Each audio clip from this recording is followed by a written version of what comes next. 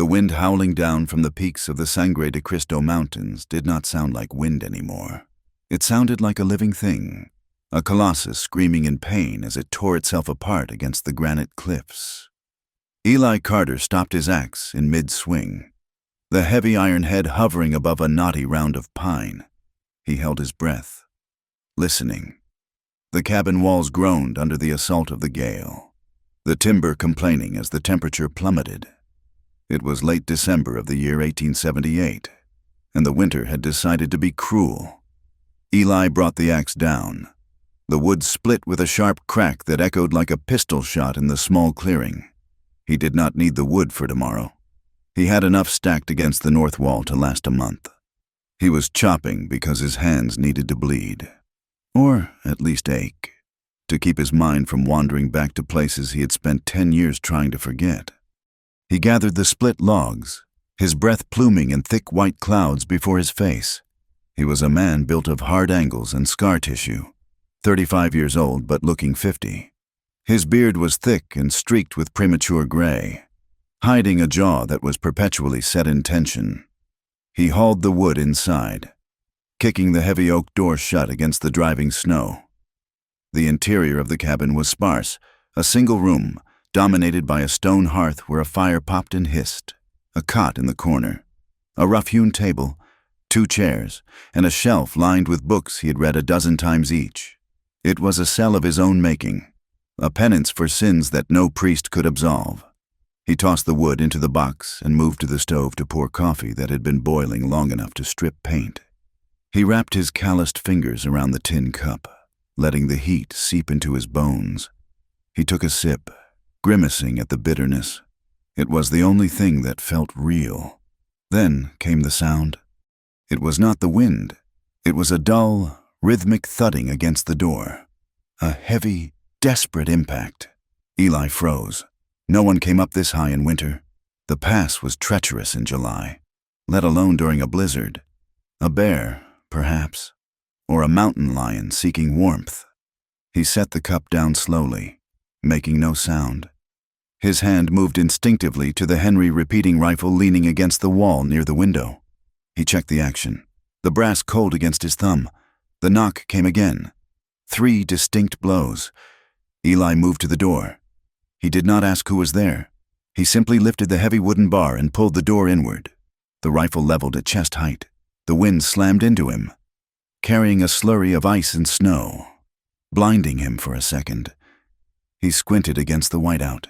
Standing in the void was a figure, small, wrapped in layers of tattered buckskin and wool.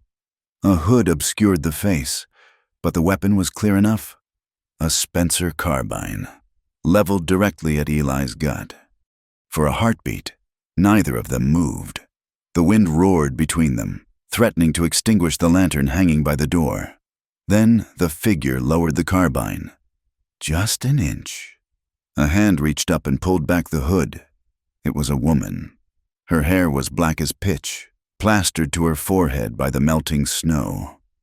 Her skin was the color of copper and earth. Her high cheekbones sharp enough to cut.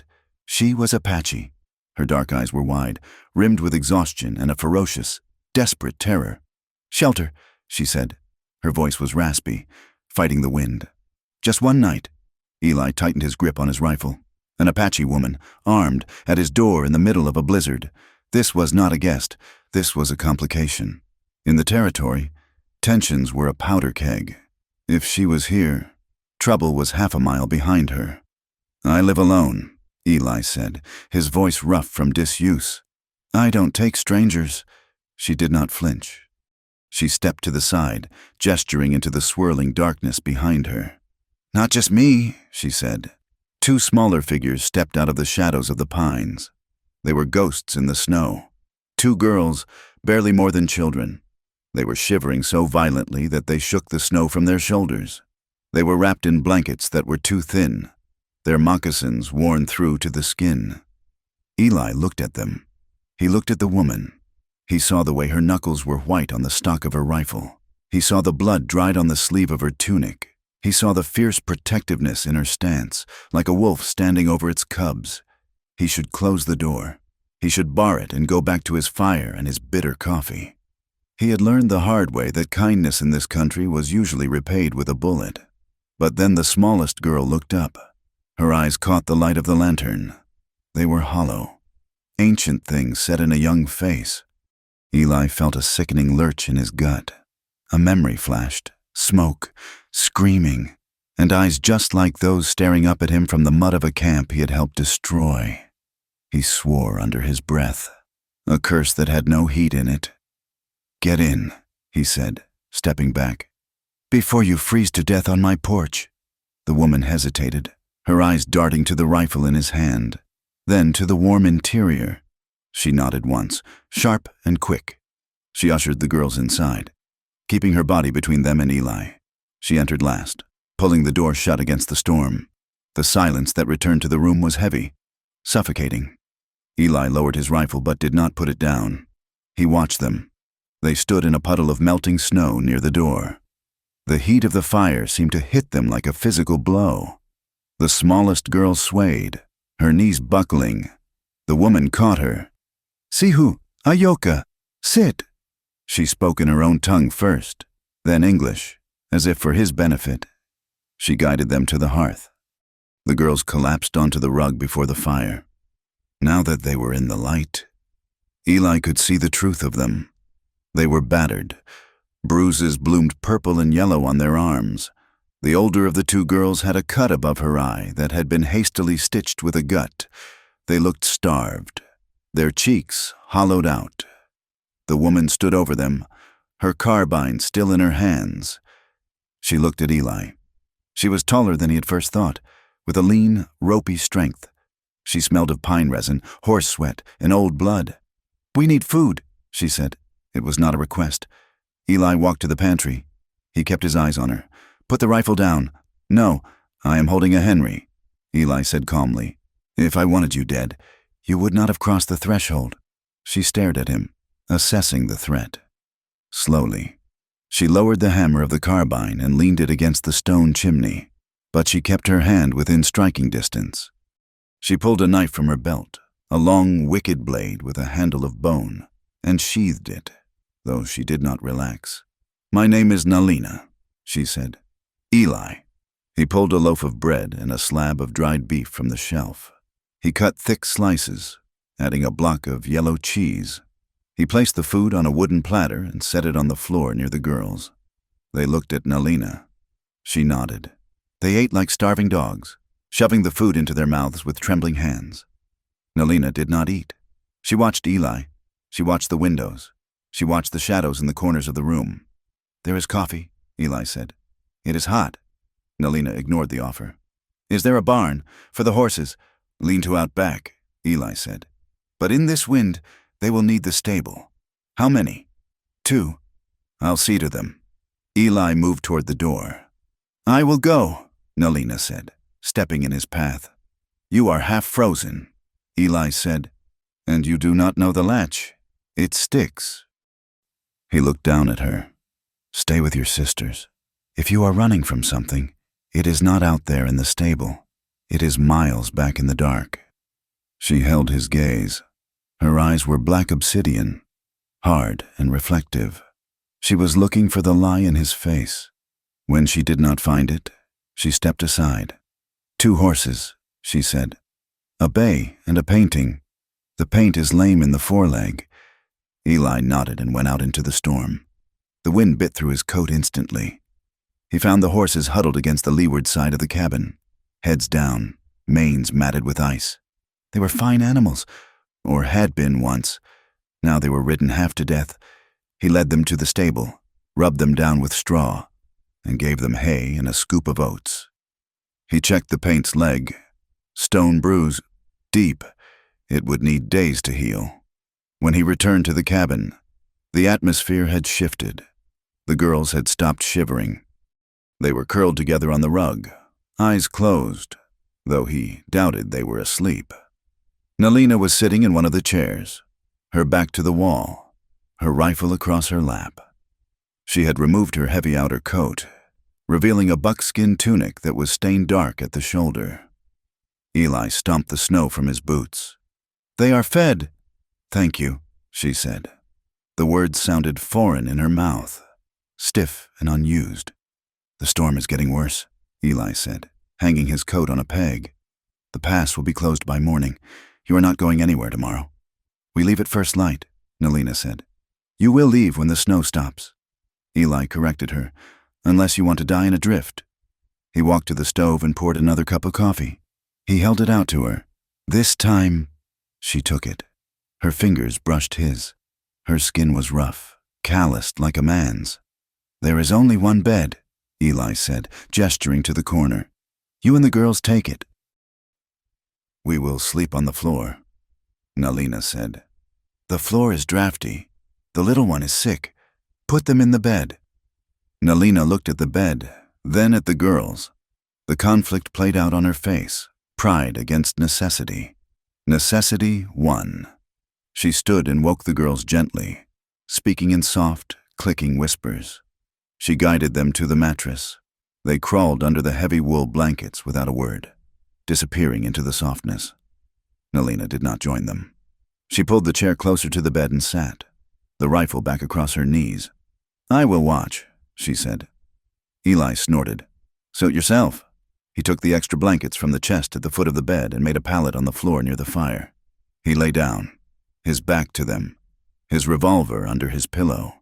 He stared at the flickering light playing on the logs of the wall. He could hear the breathing of the women in his house, the shallow, ragged breaths of the girls, the slow, controlled rhythm of Nalina. He closed his eyes, but sleep did not come. Instead, the memories came. 1864, the heat of the desert, the smell of rot, the long walk to Bosque Redondo. He had been a sergeant then. He had followed orders. He had rounded them up. He had watched the families herded like cattle. He had seen the children with swollen bellies and the old men dying in the dust. He had done nothing. He had told himself it was war. He had told himself he was a soldier. But when he looked in the mirror now, he saw a monster. He rolled over, facing the fire. He opened his eyes to drive the ghosts away. Nalina was watching him. She had not moved. Her eyes reflected the dying embers. She knew. He did not know how, but she knew. She looked at him not with gratitude, but with a recognition of damage. She saw the cracks in him because she was cracked too. "Sleep," he grunted. "I won't touch them." "I know," she said softly. "You are too afraid to—" Eli stiffened. He wanted to be angry. He wanted to throw her out into the snow for her insolence, but the truth of her words pinned him to the floor. He said nothing. He turned his back to her again and let the darkness take him. The storm raged for 3 days. The world outside ceased to exist, reduced to a wall of white noise and drifting snow that piled up to the window sills. Inside the cabin, time moved in a strange, thick loop. It was an intimacy that none of them wanted, forced upon them by the elements. Eli went about his routine. He stoked the fire. He cooked the meals, stews of venison and potato, thick porridge with molasses. He mended a bridle. He sharpened his axe. The girls, Sihu and Ayoka, began to thaw. Sihu, the middle one, was perhaps 14. She was silent, watchful, her eyes following Eli's hands whenever he picked up a knife or a tool. Ayoka was younger, maybe 10. She was the one who broke first. On the second day, she began to hum, a low, mournful tune that sounded like the wind. Nalina was the steel spine that held them upright. She was relentless. She did not sit idle. She found a whetstone and sharpened her knife until the edge could split a hair. She took apart her Spencer carbine, cleaned it with a rag and oil, and reassembled it blind. She watched Eli like a hawk circling a rabbit. She did not trust him. He could feel her distrust radiating off her like heat. Every time he moved too fast, her hand twitched toward her belt. Every time he looked at the girls, she shifted her body to block his view. But she also saw him. On the third afternoon, Eli was kneeling by the hearth, trying to fix the handle of a skillet. His hand slipped, and he gashed his thumb on the jagged metal. He hissed, sticking the digit in his mouth. Nalina was there instantly. She didn't ask. She took his hand, pulling it from his mouth. Her grip was strong, She examined the cut, her face close to his. He could smell her scent again, smoke and sage. "It is deep," she said. "It's fine," Eli muttered, trying to pull away. She held fast. "It needs pitch to seal it." She went to her pack and produced a small clay pot. She smeared a sticky, pungent substance over the cut. It stung like fire, then went numb. She tore a strip from her own sleeve and bound the thumb. "Why?" Eli asked, looking at the bandage. "You chop the wood," she said simply. "If your hand rots, the fire dies. If the fire dies, we freeze." "Practical," Eli said. "Survival," she replied. That night, the wind died down. The silence that followed was almost louder than the storm. The fire was burning low, casting long, dancing shadows across the room. Sihu and Ayoka were asleep in the bed, tangled together like puppies. Eli sat at the table, nursing a cup of whiskey. Nalina sat on the floor by the hearth, mending a tear in her moccasin. "You speak English well," Eli said. It was the first time he had initiated conversation since the first night. Nalina didn't look up. "I lived at the agency for 2 years. The White Eyes taught us to speak, so we could understand their orders." There was venom in her voice, but it was old, cold venom. "You are running from the agency?" Eli asked. "No." She bit the thread. "We are running from a marriage." Eli raised an eyebrow. "Whose?" "Mine." She looked up then. "And theirs. Our uncle. He wished to trade us to a war chief who has buried 4 wives. He wanted horses. He offered us 3 sisters for horses," Eli murmured. "That is a high price." "We did not agree to the trade," Nalina said.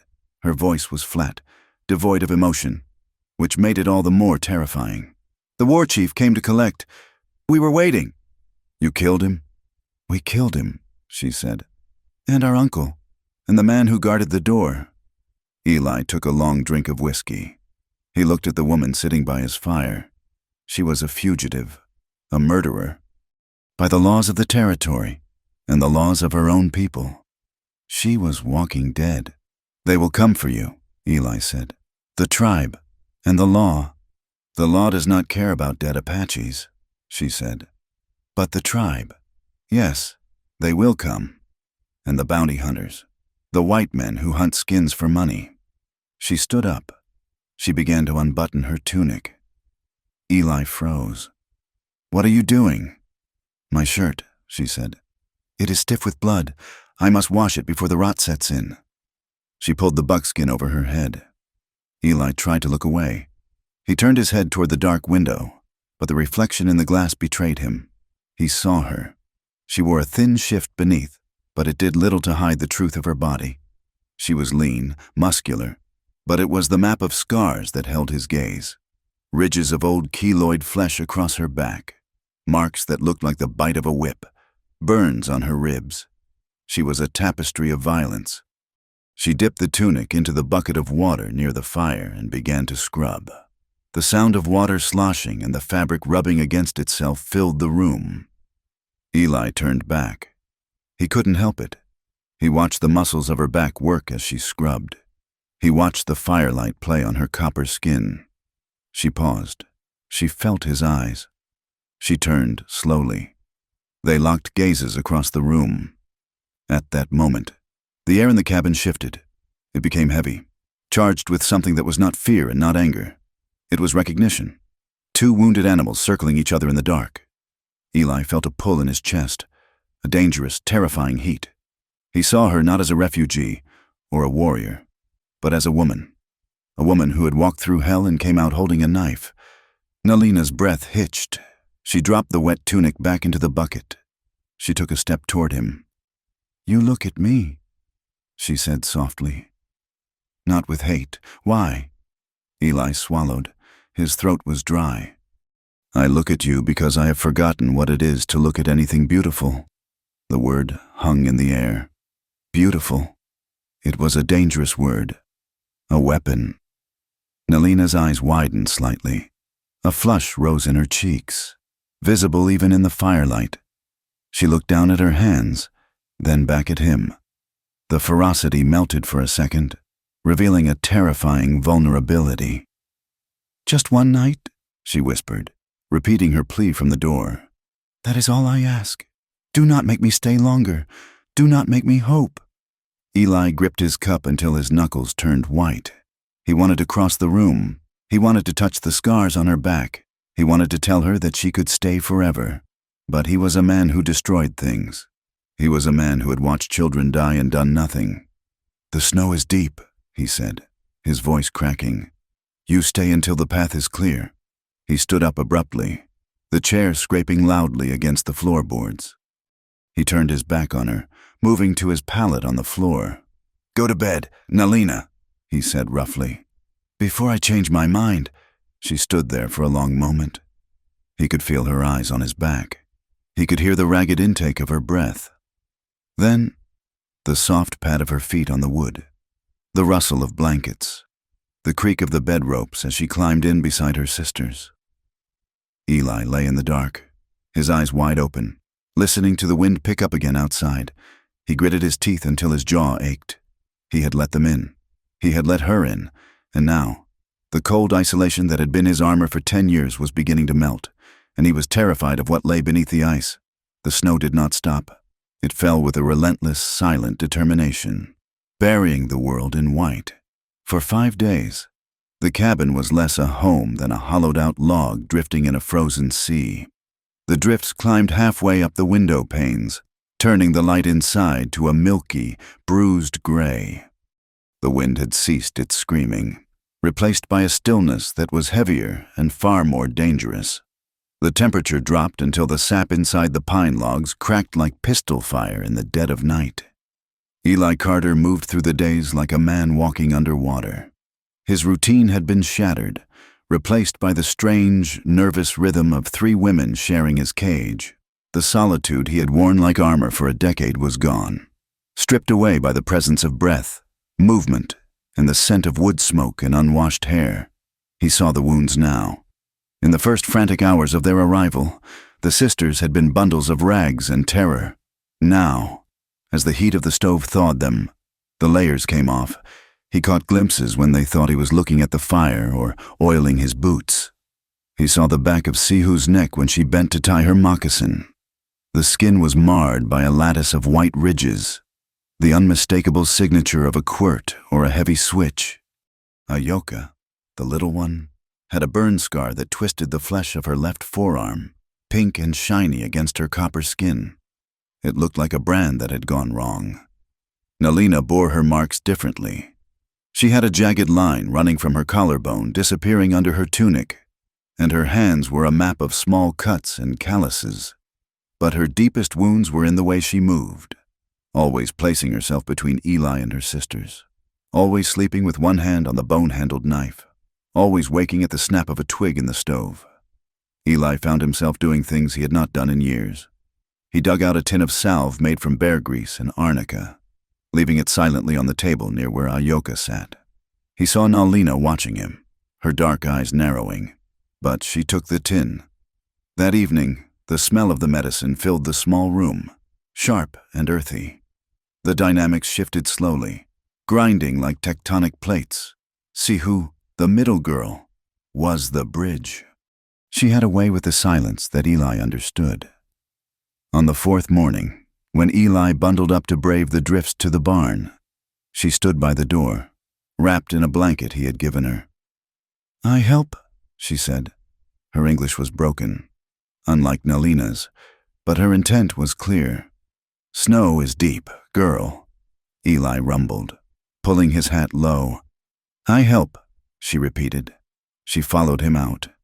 In the barn, she moved with a fluidity that surprised him. She did not shy away from the massive draft horses. She touched their flanks with a reverence Eli had not seen in a long time, murmuring soft, clicking words that settled the animals instantly.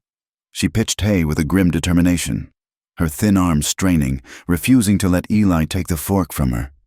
When they finished, the bay horse nudged her shoulder, and, for the first time, Eli saw a ghost of a smile touch her lips. It was a small thing, but it cracked something open in his chest. Back inside, Ayoka had begun to sing.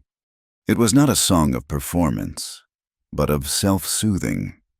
She sat near the hearth, whittling a piece of firewood with a small knife Nalina had given her, humming a melody that rose and fell like the wind in the canyon.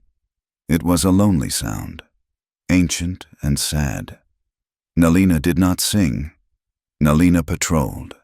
She was the perimeter guard. She cleaned the cabin with a fierce energy, but her eyes never left Eli. She watched his hands when he cut meat. She watched his eyes when he looked at her sisters. She was waiting for the violence she believed was inherent in all men. But the violence came from outside. It happened on the 6th evening. The sun had dipped below the peaks, casting the snow in shades of violet and indigo. A terrible shriek tore through the silence, the sound of a horse in mortal panic. Eli was out of his chair before the echo died. "The barn," he barked. He grabbed the double-barreled shotgun from above the mantel, but Nalina was already moving. She had snatched her Spencer carbine and was through the door before Eli had even cocked the hammers. He cursed and followed her, plunging into the snow. The air was cold enough to freeze the moisture in his nose instantly. He waded through the drifts, his breath sawing in his lungs. The barn door was slightly ajar. The wood splintered inward. Inside, the shadows were thrashing. The bay horse was rearing, kicking wildly at a shape that flowed like liquid darkness along the rafters. A mountain lion, a big one, driven down from the high country by the starvation winter. The cat dropped from the beam, landing on the back of the paint horse. The horse screamed, buckling under the weight of the predator. Eli raised the shotgun, but the angle was bad. If he fired, the spread would hit the horse. "Clear left," Nalina's voice rang out, sharp and commanding. She did not hesitate. She moved into the stall, barely 10 feet from the thrashing mass of fur and teeth. She stood with her feet planted wide, the carbine tucked tight to her shoulder. The cat turned its head, hissing, its eyes reflecting the lantern light like green hellfire. It crouched to spring at her. Crack! The report of the carbine was deafening in the enclosed space. The cat dropped mid-spring. It hit the straw with a heavy thud and did not move. A single, clean shot through the eye. Silence rushed back into the barn, broken only by the heavy breathing of the horses and the humans. Eli lowered the shotgun. He looked at the dead cat, then at Nalina. She was cycling the lever of the Spencer, chambering a fresh round, her eyes still locked on the carcass. She was shaking slightly, not from fear, but from the adrenaline dump. Her chest heaved beneath the buckskin. In the lantern light, with the smell of powder and blood in the air, she looked magnificent, terrifying and magnificent. Eli felt a jolt go through him that had nothing to do with the cold. It was a sharp, hot spike of arousal that shocked him with its intensity. He admired competence above all things, and what he had just seen was the work of a warrior. "Good shot," he said, his voice gruff. Nalina looked at him. Her eyes were wide, the pupils blown. She lowered the rifle slowly. "I was hungry," she said. "Like us." "It picked the wrong meal." Eli moved past her to check the paint horse. The scratches were deep but not fatal. He would need to stitch them. They worked together in silence for an hour, cleaning the wounds, calming the animals. They moved around each other in the tight confines of the stall, bodies brushing occasionally. Each contact sent a spark through Eli that he had to grit his teeth to ignore. When they walked back to the cabin, the distance between them had shrunk. The shared violence had forged a temporary alliance. That night, the sisters slept deeply, exhausted by the excitement. The fire burned low, casting a dull red glow over the room. Eli sat at the table, cleaning his shotgun. Nalina sat opposite him, the Spencer across her lap. "You shoot like a soldier," Eli said, breaking the silence. "I learned to shoot to keep soldiers away," she replied. She did not look up. She was running a cloth over the walnut stock of her weapon. "The girl, Sihu, she has marks on her back," Eli said. He didn't know why he said it. Maybe the whiskey in his coffee made him reckless. Nalina's hand froze. Her head snapped up, her gaze lethal. "You looked..." Hard not to. Eli held her gaze. Who did it? Men like you. I never whipped a child, Eli said quietly. Nalina let out a bitter laugh. You are all the same. You take what you want, land, water, women. She leaned forward, the firelight catching the hard planes of her face. You asked why we ran. I will tell you, so you know what waits for you if you try to touch them. She took a breath, and the story spilled out like poison from a wound.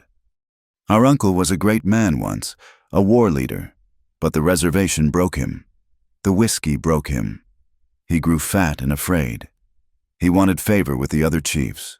There is an old man, a dog soldier, who has buried 4 wives. He is cruel. He likes them young because they do not fight back when he hurts them. He offered our uncle 10 horses and 3 rifles for us. For all 3, she gripped the table edge. I told my uncle no. I told him I would not go. I told him Sihu and Ayoka were too young. He laughed. He said we were his property to trade. He said the white man's law says we are nothing, and the Apache law says we belong to the head of the family. Eli stopped cleaning his gun.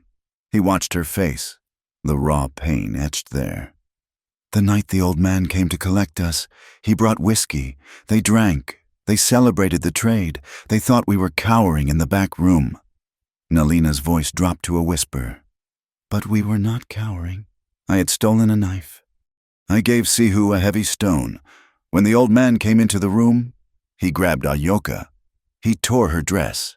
She paused, swallowing hard. I cut his throat. It was not quick. He fought. Sihu hit him with the stone until he stopped moving. Then our uncle came. He saw what we had done. He raised his rifle. I took the old man's gun. I shot him. She looked at Eli, defiant, daring him to judge her. We took the horses, we took the guns, and we rode until the snow stopped us here. We are not fugitives. Eli Carter, we are free, and I will kill anyone who tries to make us slaves again. Eli sat in silence for a long time. The fire popped. He looked at his own hands, large and scarred, capable of so much destruction. I believe you would, he said finally. He poured whiskey into his cup and pushed it across the table to her. She looked at it, then took it. She drank it straight, without flinching. Your turn, she said. You live like a ghost. You have scars in your eyes. Why? Eli looked away. He looked at the darkness of the window. You know why? You saw the uniform in the trunk. I saw the blue coat, she said. The coat of the soldier who burns villages. I was at Bosque Redondo, Eli said. The name hung in the air like a curse. Nalina stiffened. Bosque Redondo. The place where the Navajo and the Apache had been herded. The concentration camp where thousands died of starvation and disease. I was a sergeant, Eli continued, his voice dull. My job was to guard the perimeter, to keep people inside, to keep them safe, the officers said. He laughed, a dry, brittle sound. Safe. The water was poisonous, the food was rotten beef and flour that gave them dysentery. There was no wood for fires. They dug holes in the ground to sleep in. He looked at Nalina. I watched a woman. She looked like you. She had a baby. The baby stopped crying after 3 days because it was too weak. The mother walked up to the fence. She held the baby out to me. She didn't speak English, but I knew. She wanted me to take it, to give it food, to save it. Eli closed his eyes. I didn't take it. I had orders. No contact, no trading. I stood there, and I watched her hold that baby until her arms gave out. It died that night. She died 2 days later. He opened his eyes. They were wet, filled with a decade of shame. I deserted a month later. I walked away, but I still hear that silence. The silence when the baby stopped crying. That is why I'm here. Nalina, because I don't deserve to be around people. I am the man who watched. Nalina did not speak. She looked at him with a new expression. It was not forgiveness. Some things could not be forgiven, but it was understanding. She saw the rot inside him, the guilt that had eaten him hollow. You carried the stone, she said softly. For 10 years. It gets heavier every day, Eli whispered. They sat there as the fire died down. 2 people wrecked by the same war. sitting on opposite sides of the wreckage. The weather turned 2 nights later. It was not just a storm. It was a white hurricane. The temperature plunged so low that the nails in the walls popped with pistol crack sounds. The wind hammered the cabin, seeking any crack to invade. The fire in the hearth was roaring, consuming wood as fast as Eli could feed it, but it wasn't enough. The cold seeped up through the floorboards and radiated from the walls. By midnight, the water in the bucket near the door had frozen solid. Sihu and Ayoka were huddled in the bed under every blanket in the house, shivering violently. Their teeth chattered with a sound like rattling dice. Nalina was pacing, wrapped in her buckskins and a wool blanket, but her lips were blue. Eli sat by the stove, wearing his heavy coat, but he could feel the numbness creeping into his toes. "This isn't working," Eli said, his voice loud over the wind. "If the fire dies, we don't wake up." He stood and walked to the bed. He felt Ayoka's forehead. She was freezing cold, her skin clammy. "We need body heat," Eli said. He looked at Nalina. "All of us." Nalina stopped pacing. She looked at the bed, then at Eli. The distrust flared in her eyes. But the cold was a more immediate enemy. "Together?" she asked. "Together," Eli said. "It's survival. Nalina, nothing else." She hesitated for only a second. She nodded. Eli blew out the lantern to save oil. The room plunged into darkness, lit only by the erratic flicker of the stove. He took off his heavy boots and his gun belt, placing the revolver on the floor within reach. He climbed into the bed on the outside edge. Nalina climbed in on the other side. Sihu and Ayoka were sandwiched in the middle. The mattress groaned under the weight of 4 people. It was awkward, terrifyingly intimate. They lay on their sides, spooned together against the cold. Eli's back was to the room, his large frame acting as a windbreak for Sihu. He could feel the girl's bony knees against the back of his thighs, her shivering slowly subsiding as his heat leached into her. On the far side, he knew Nalina was curled around Ayoka. The silence was thick. The wind howled outside, a demon scratching to get in. But under the pile of blankets, a warmth began to generate, a humid, human warmth. Eli tried to keep his mind blank. He tried not to think about the scent of sage and woman that filled his nose. He tried not to think about the fact that for the first time in 10 years, he was not sleeping alone. Sometime in the deep dark of the night, the girls shifted. In sleep, they sought the deepest warmth, curling tighter into balls. This movement shifted the adults. Eli woke to a hand touching his. It was under the blankets. A hand, rough and warm, had found his in the space between their bodies. Nalina. She must have reached across the girls in her sleep, or perhaps she was awake. Her fingers brushed his palm. Eli froze. He should pull away. He should recoil. But he didn't. His hand, treacherous and starving, closed around hers. Her grip tightened instantly. It wasn't a romantic hold. It was an anchor. It was a grip that said, "I am here, and the dark is big, and I am afraid." They lay there for hours, hands locked together in the secret dark, while the storm tried to bury them alive. The physical closeness was agonizing. Eli could feel the blood pounding in his ears.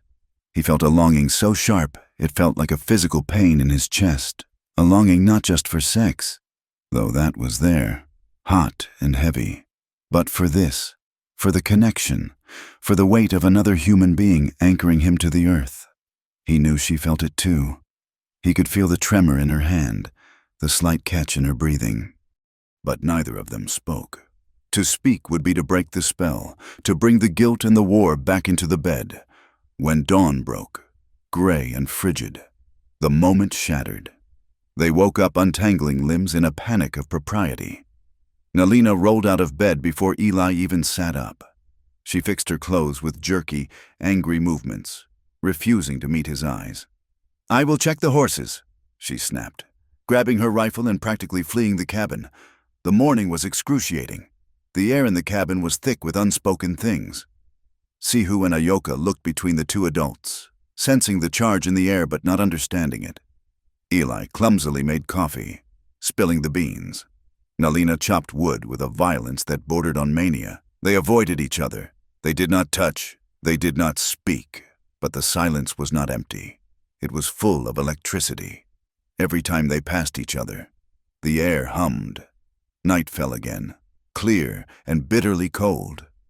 The storm had passed, leaving the world buried under 3 feet of fresh powder.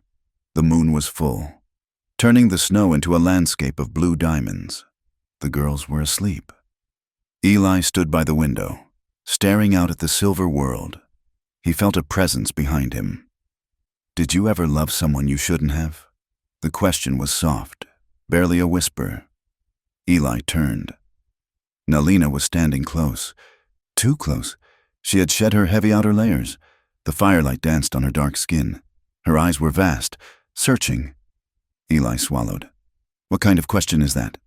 A question for a man who holds hands in the dark but looks away in the light, she said. She took a step closer. She was trembling, but her chin was high. Yes, Eli said, his voice gravel. I suppose I have. And nothing. It was a long time ago, and it didn't end well. Nothing ends well, Nalina said. We die, or we are killed. That is the end. She reached out and touched his chest. Her hand burned through his shirt. The only thing that matters is the middle. Now. She looked up at him, her face fierce with a mixture of fear and desire. I am tired of being cold. Eli. She surged up. It wasn't a gentle motion. It was a collision. Her mouth found his. Her lips were chapped and tasted of coffee and desperation. She kissed him with a hunger that staggered him. It was a kiss of claiming, a kiss that tried to erase the memories of Bosque Redondo and the old war chief and the dead baby. Eli's resolve crumbled. He made a low sound in his throat and wrapped his arms around her, pulling her hard against him. He kissed her back, rough and deep. For a moment, he let himself fall. He let the fire take him. His hands moved down her back, feeling the muscle and the scars through the buckskin. Then, the fear hit him. Not fear of her, but fear for her. Fear of what he was. Fear that he would destroy this too. He tore his mouth away. He gripped her shoulders and pushed her back, creating a foot of space between them. Both of them were panting, their breath mingling in white clouds. Nalina stared at him, her chest heaving. Her eyes were black holes of confusion and sudden, sharp shame. She looked as if he had slapped her. Why? She whispered. Not like this, Eli rasped. He dropped his hands from her shoulders as if she were burning him. Not when we are both afraid. Not when you are just trying to forget the cold. I am not afraid, she lied.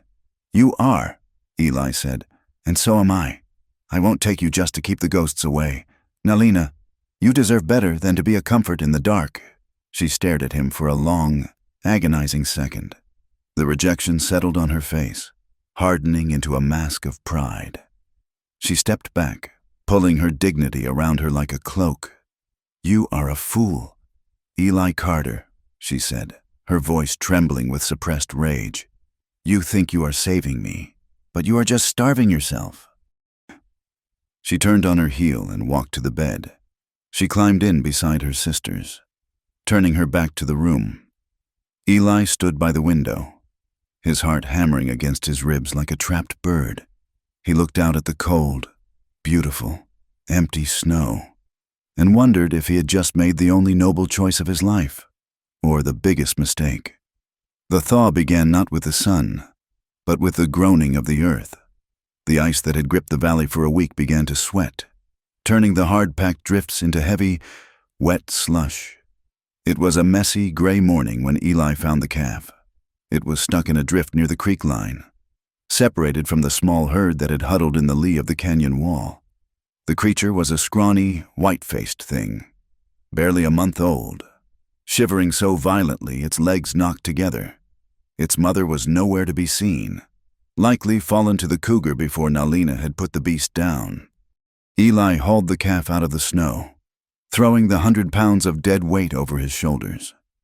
He trudged back to the cabin, his boots sinking deep into the mud that was beginning to surface beneath the white. When he kicked the door open, The warmth of the room hit him like a physical wall. "Get some blankets," he ordered, his voice rough with exertion. He did not have to ask twice. Ayoka was there before he had even lowered the animal to the hearthrug. The girl dropped to her knees, her small hands moving over the calf's frozen flank with an instinctive tenderness. She did not look at Eli. She looked only at the life that needed saving. Nalina stood back, watching. She held a wooden spoon, having been stirring a pot of beans, but her eyes were fixed on Eli's face. She saw the sweat on his brow, the way he knelt beside her sister, his large, calloused hands working in tandem with Ayoka's small, copper ones to rub warmth back into the creature's limbs.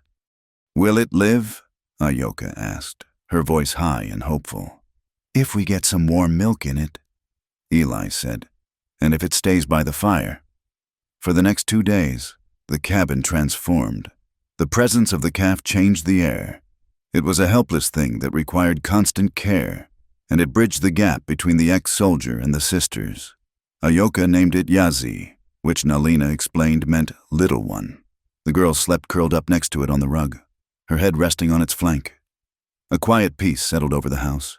It was fragile, like thin ice over a deep river, but it was there. Eli repaired a stirrup leather while Sihu sat nearby, sewing a patch onto his spare shirt. Nalina cooked, the smell of roasted meat and sage filling the room. For a few hours at a time, they stopped being refugees and a hermit. They were just people waiting out the winter. But Nalina did not let the peace fool her. She remained sharp, a blade kept constantly honed. On the 3rd afternoon, the sun broke through the clouds, blindingly bright. The snow was melting fast now, revealing the brown scars of the earth. Eli was at the table, cleaning his revolver. Nalina sat opposite him, her own knife in hand. She ran the whetstone along the edge, the shh sound rhythmic and hypnotic. "The snow is melting," she said. She did not look up. "It is," Eli replied. He spun the cylinder of the Colt. It clicked smoothly. "The road will be open. Likely."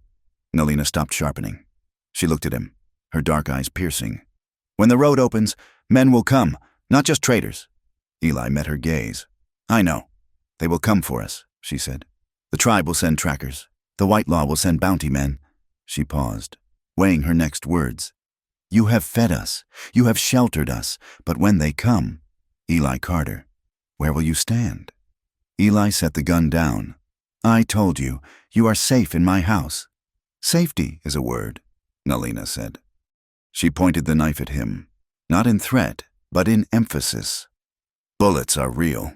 If a white man rides up to that door, a man with a badge, or a man with a letter from the government, and demands us, what do? I tell them to get off my land. And if they do not go, if they draw their weapons," she leaned forward, "would you kill one of your own for us? Would you shoot a white man to save an Apache who killed a chief?" The question hung in the air, heavy and suffocating. Sihu looked up from her sewing, her eyes wide. Even Ayoka stopped humming to the calf. Eli looked at his hands. He looked at the revolver. He thought of the flag he had served, the uniform he had worn, and the men he had marched with. He hated them. Yes, he hated what they had done. But to kill a white man, a man who spoke his language, in defense of savages, that was the line the world said he could not cross. That was the line that made him a traitor to his blood. He said nothing. He picked up the cloth and began to wipe the barrel of the gun again. Nalina watched him for a long moment. The hope in her eyes dimmed, replaced by a cold, familiar resignation. She nodded once, as if he had spoken a paragraph. "I thought so," she whispered. She sheathed her knife and stood up, walking away from the table. The peace was broken. The tension returned, tighter than before. It was tested 2 days later. Eli was in the yard, splitting wood. The air was crisp, the sky a piercing blue. The sound of hooves on the frozen mud reached him before the riders appeared. He stopped mid-swing. He rested the axe against the chopping block and wiped his forehead. He turned to face the trail. 3 men rode out of the tree line. They were hard men, wearing long canvas dusters and hats pulled low. Their horses were tired, mud spattered up to the chests. They rode with the casual arrogance of men who carried authority, or at least enough firepower to mimic it. Eli did not move toward his rifle, which leaned against the porch rail. That would be a provocation. He just stood, his hands hanging loose by his sides. Inside the cabin, he knew Nalina was watching. He had given them the order when he first heard the horses. Get in the cellar. There was a small root cellar beneath the floorboards, barely big enough for potatoes, let alone 3 people. But they had scrambled in, silent as mice. The lead rider pulled up 10 yards from Eli. He was a big man with a beard the color of rusted iron and eyes that looked like they had seen too much and felt too little. "Afternoon," the rider said. He chewed on a toothpick, shifting it from one side of his mouth to the other. "Afternoon," Eli replied. "Road's been hell," the rider said. "Thought we might lose a horse in the drifts back at the pass." "It is a bad time of year for travel," Eli said. "Depends on what you are hunting," the rider said. He leaned forward, resting his hands on the pommel of his saddle. "We are looking for 3 runaways, Apaches, a woman and 2 girls. Killed a man down near the agency. Heard they might have headed north." Eli kept his face stone. "Apaches don't usually come this high, too cold. Desperate folk do desperate things," the rider said. His eyes roamed over the cabin, the barn, the smoke rising from the chimney. "You live here alone, friend?" Eli felt the weight of the lie in his throat. He thought of Nalina in the dark beneath the floor. He thought of the way Ayoka tended the calf. He thought of the scars on Sihu's back. "I do," Eli said. His voice was flat. "Just me and the stock." The rider stared at him. He looked at the extra fresh wood on the pile. He looked at the 2 sets of footprints leading to the barn, one large, one smaller. Sihu's prints. "Awful lot of wood for one man," the rider noted. "I like a hot fire," Eli said. "And the tracks?" The rider pointed his chin toward the mud. "I have a boy who helps with the horses sometimes. He comes up from the valley." The lie was thin. The rider knew it. Eli could see the suspicion tightening the man's jaw. The other 2 riders drifted apart, their hands hovering near their holsters. "Mind if we take a look inside?" the leader asked. "Just to be sure. These women are dangerous. The older one is a killer." Eli did not blink. "I mind. A man's home is his own. I told you I'm alone. If you want to call me a liar, you climb down off that horse and say it to my face." It was a gamble, a challenge to pride. The rider stared at him. He measured Eli, the width of his shoulders, the scar on his jaw, the way he stood without fear. He looked at the Henry rifle leaning on the porch.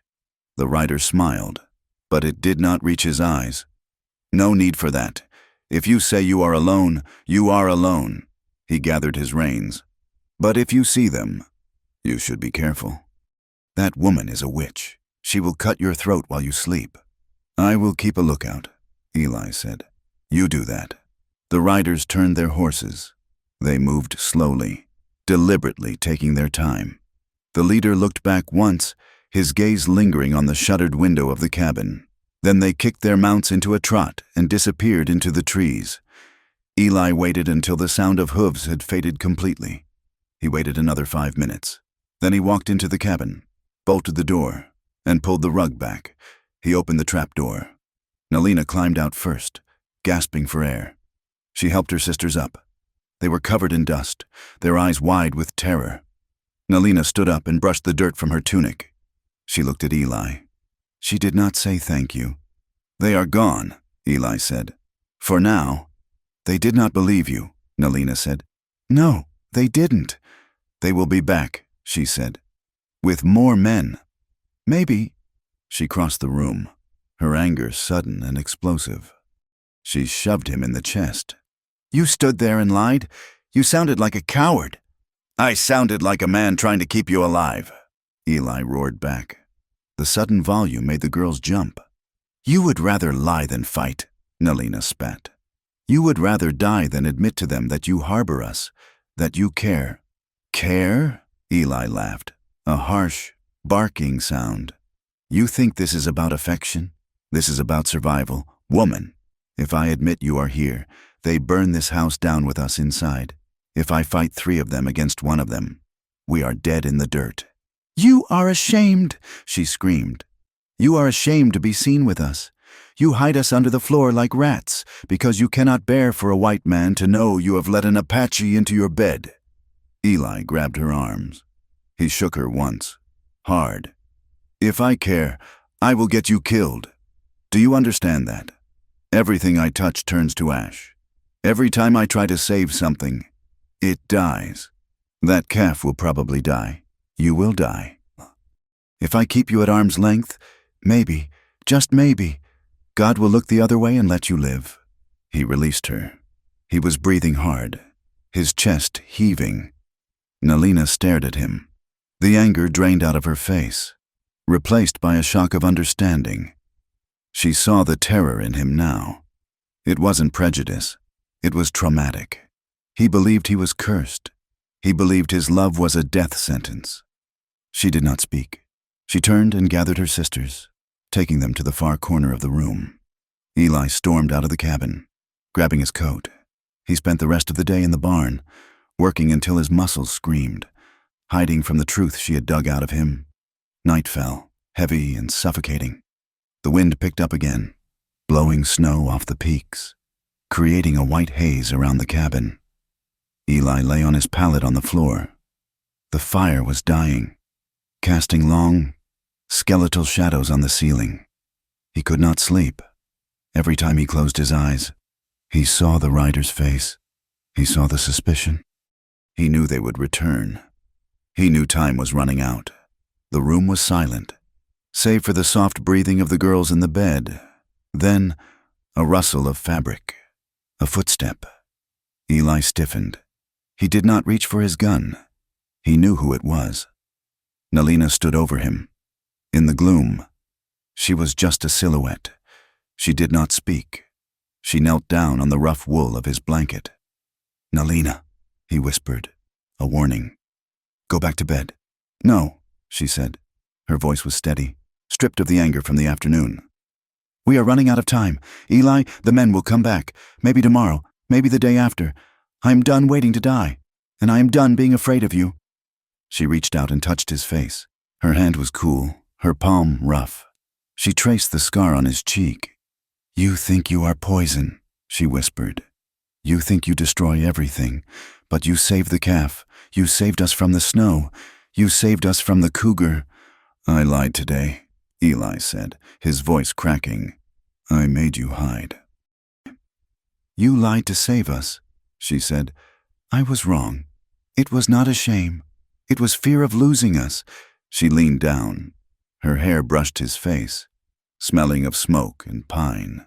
"Just one night," she murmured, echoing her first words to him. "No past, no future, just this." She kissed him. It was not like the kiss before, fierce and challenging. This was slow. It was a question and an answer all at once. It was soft, terrifyingly soft. Eli's resistance shattered. He reached up and tangled his hands in her hair, pulling her down. He kissed her back with a desperation that had been building for 10 years. He kissed her like a drowning man finds air. She climbed onto the pallet, straddling him. The heavy layers of wool and buckskin felt like barriers they could not shed fast enough. Her hands fumbled with the buttons of his shirt. "Don't be gentle," she whispered against his neck. Her voice hitched. "I need to feel something real. I need to know I am here." Eli groaned. He rolled, pinning her beneath him. He looked down at her face in the dark. Her eyes were wet, shining. "You will feel everything," he promised. He was not gentle. He could not be. There was too much pain in him, too much pent-up rage at the world. He stripped the clothes from her, his hands rough on her skin. She met him, matching his intensity. Her nails dug into his shoulders, grounding him. It was a collision of grief. It was sex born of the knowledge that death was walking toward the house. It was raw and honest and devoid of any pretense. He kissed the scars on her neck. She wrapped her legs around him, pulling him deeper, demanding he inhabit the space where her trauma lived and displace it with his own presence. When the end came, it was a shuddering release that left them both gasping, wrecked on the shore of the moment. Eli collapsed against her, burying his face in the crook of her neck. He felt wetness on his cheek, She was crying, silent, shaking sobs that racked her body.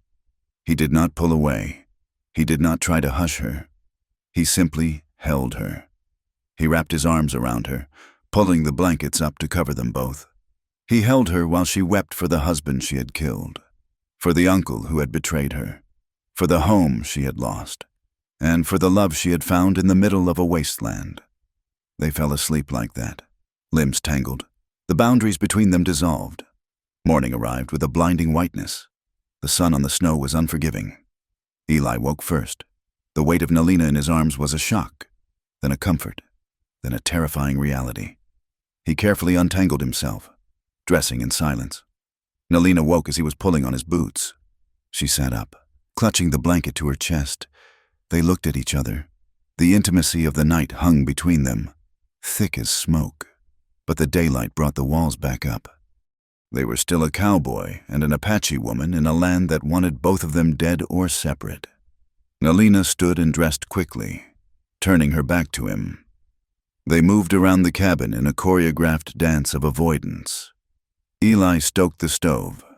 Nalina checked the girls, but Sihu knew. The girl sat on the edge of the bed, braiding Ayoka's hair.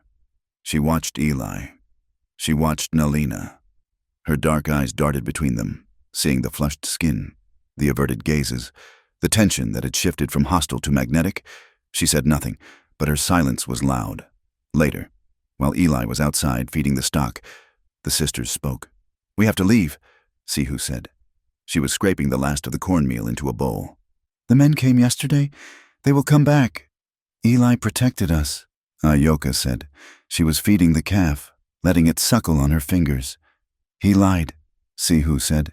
"He is white, Ayoka. In the end, he will choose his own kind. He slept with our sister." "I know, I saw them. But men take what they want, and then they throw it away." Nalina turned from the window. "He is not like the others." "He is exactly like the others," Sihu insisted, her voice rising. "He was a soldier. He wears the scars of killing our people. You think because he lies with you that he will die for you? We must go. Tonight, while the moon is bright." "No," Ayoka said stubbornly. "I like it here. Yazi needs me, and Eli. He is sad, but he is kind." "Kindness kills," Sihu spat. Nalina looked at her sisters. The divide was tearing them apart. Sihu was right about the danger. Ayoka was right about the heart of the man. And Nalina was lost somewhere in the middle. She found Eli in the barn. He was mending a bridle, his hands working mechanically. He didn't hear her approach over the soft bedding of straw. "Eli!" He jumped slightly. Turning, when he saw her, his face softened, the hard lines around his mouth relaxing. "Nalina!" She walked to him. She did not touch him, but she stood close enough to feel his heat. "Sihu wants to leave," she said. "She thinks you will betray us when the soldiers return." Eli looked down at the bridle. "She is smart to worry." "And Ayoka wants to stay. She thinks you are a hero." Eli snorted. "She is a child. She doesn't know better. And I—" Nalina hesitated. She looked up at him, her eyes searching his face for the truth of what had happened in the dark. "I do not know what you are, but I know what I felt." She took a breath. "If they take me, Eli, if the soldiers come and take me back to the reservation or to the hangman, do not follow. Do not throw your life away for a ghost." Eli dropped the bridle. He stepped forward and took her hands. "They aren't taking you. You cannot stop an army." "I can try," he said. "I can give them hell." Nalina squeezed his hands. I want to stay. If you let me, not for the shelter, not for the food, but because I do not want to run anymore. I want to be where you are." Eli looked at her. He saw the future in her eyes. A future that was likely short, violent, and bloody. But for the first time in 10 years, it was a future that wasn't empty. "You stay," he said, his voice rough. "You stay as long as you want. This is your home now." He pulled her to him, kissing her forehead. It was a benediction, a promise. Outside, The wind shifted, bringing the scent of approaching snow. And something else, the faint, distant smell of wood smoke from a campfire that wasn't theirs. The world was closing in. But inside the barn, for one brief moment, they stood still. The mud was deep enough to swallow a boot hole. The false spring had turned the valley into a slush of brown and gray, stripping the pristine white blanket away to reveal the dead grass and scarred earth beneath. It was ugly country when the thaw set in, raw and exposed. Eli Carter stood on the porch, watching a mule train pick its way slowly up the switchbacks of the lower trail. It was a trader, a man named Silas Veach, who ran supplies between the mining camps and the scattered homesteads. Eli had not seen Silas since November, and the sight of the hunched figure on the lead mule brought a knot of dread to his stomach. In this territory, news traveled slower than a man on foot, but it arrived with just as much weight. Silas did not dismount when he reached the yard. He sat atop his mule, wrapped in a buffalo coat that had seen better decades. Chewing on a plug of tobacco, he looked at the smoke rising from Eli's chimney, then at the fresh tracks in the mud leading to the barn. "Morning, Eli?" Silas grunted, spitting a stream of brown juice into the slush. "Silas," Eli acknowledged, keeping his hands on the porch rail. He did not invite the man down. "Got something for you, or rather, something for anyone living along the ridge." Silas reached into his saddlebag and pulled out a folded piece of parchment. It was heavy, official paper, stained with grease and travel. "Army patrol came through the pass 2 days ago. Lieutenant named Holloway asked me to post these up where folks could see him." Eli walked down the steps and took the paper. He unfolded it. It was a wanted notice, printed in bold, block letters. "Wanted for murder and flight from reservation. 1 Apache woman and 2 juveniles. Dangerous. Armed. Reward. $50. There was no sketch, just a description. Scarred face, speaks English, carrying stolen government property. Holloway's a hard man," Silas said, watching Eli's face. "He has got 6 troopers with him and a tracker who looks like he would skin his own mother for a nickel. They are sweeping the canyon, house by house. Be here by noon tomorrow, I reckon." Eli folded the paper slowly. "Thanks for the warning." "Silas, ain't a warning. Eli, just the mail." Silas's eyes lingered on the cabin window, where a curtain twitched. "You should be careful out here. Things get desperate when the snow melts." Silas kicked his mule and the train lurched forward, the bells on the harness jingling with a cheerful sound that felt obscene in the heavy air. Eli stood in the mud until the trader was out of sight. He looked down at the paper in his hand. $50. That was the price of a life. He crumpled the notice in his fist and walked back inside. The atmosphere in the cabin shifted the moment he crossed the threshold. They knew. Nalina stood by the stove, her body rigid. Sihu and Ayoka were frozen near the table. Eli threw the crumpled paper into the fire.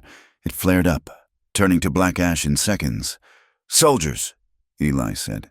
"Tomorrow noon." The reaction was immediate and chaotic. Sihu let out a small, strangled cry and immediately ran to the corner where their meager possessions were piled. She began frantically shoving blankets and dried meat into a burlap sack. "We go," Sihu said, her voice trembling. "We go now. Into the high rocks." "No," Ayoka said. She was sitting on the floor next to the calf, her arms wrapped around its neck. "Yazi cannot walk on the rocks. He will die." "Leave the beast," Sihu screamed, turning on her sister. "They will hang us. Ayoka, do you understand? They will put a rope around your neck. I am not leaving," Ayoka wailed, burying her face in the calf's fur. Eli looked at Nalina. She had not moved. Her hand was resting on the handle of her knife, her knuckles white. She was staring at the fire where the paper had burned. "Nalina," Eli said.